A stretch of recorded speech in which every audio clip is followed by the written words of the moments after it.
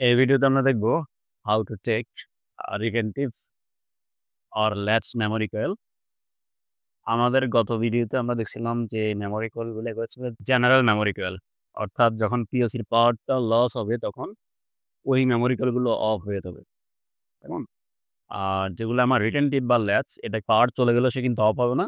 পাওয়ার আসলে সে যদি অন থাকা অবস্থায় আমার সিপিইউর পাওয়ারটা কাট অফ হয়, সিপিইউর পাওয়ারটা আসা মাত্রই সে কিন্তু পুনরায় আবার অন হয়ে যাবে। কেমন? সো তাহলে আমরা যেটা করলাম আমাদের যে ম্যানুয়াল Mitsubishi FX3U এর বা FX সিরিজের ম্যানুয়ালে লিখা আছে দেখুন। আমার M0 থেকে শুরু করে M499 এগুলো হচ্ছে সব জেনারেল। মানে এগুলা হচ্ছে নন ল্যাচড কেমন? আর যেটা আমার M500 থেকে শুরু করে M1023 এই 524 টা হচ্ছে আমার ল্যাচ কেমন? For keeping. সো আমরা আমাদের Mitsubishi সফটওয়্যারে ধরুন আমি এখানে একটা স্টার্ট একটা স্টপ M50 এই 50 টা হচ্ছে জেনারেল। আর যেটা 500 এটা হচ্ছে আমার রিটেনটিভ। কেমন? তো আমি যদি এখন এখান থেকে আমাদের স্টার্ট সিমুলেশনটাকে আমরা অন করি।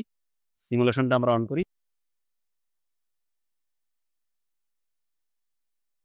এখন আমার সিপিইউটা এখন রান মোডে আছে। তো আমি যেটা করলাম আমার ডিবাগে গিয়ে এটাকে অন করলাম এবং এই লিস্ট থেকে আমি আমাদের যে X2 কে আমরা অন করে দিলাম। হুম? সো ২ টা মেমোরি কয়েলই এখন ল্যাচিং এর থ্রুতে চলতেছে। আমি যদি এখন সিমুলেশনের যে সিপিইউটা আছে এটাকে যদি আমি স্টপ করি, কেমন?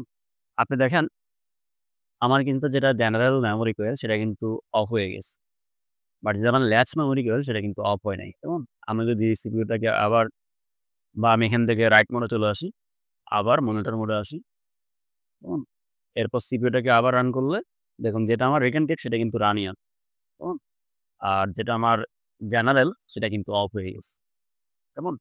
সো এভাবে আমরা খুব সহজে আমাদের GX Works 2 তে রিটেনটিভ বা ল্যাচড মেমোরি কয়েলগুলো নিয়ে আমরা প্রোগ্রাম করতে পারবো। আমরা চাইলে এই মেমোরি কয়েলের থ্রুতে একটা ফিজিক্যাল আউটপুট অর্থাৎ Y0, Y1 এদেরকেও কিন্তু আমরা রিটেনটিভ এ কনভার্ট করতে পারবো। কেমন? সো সকলকে অসংখ্য ধন্যবাদ।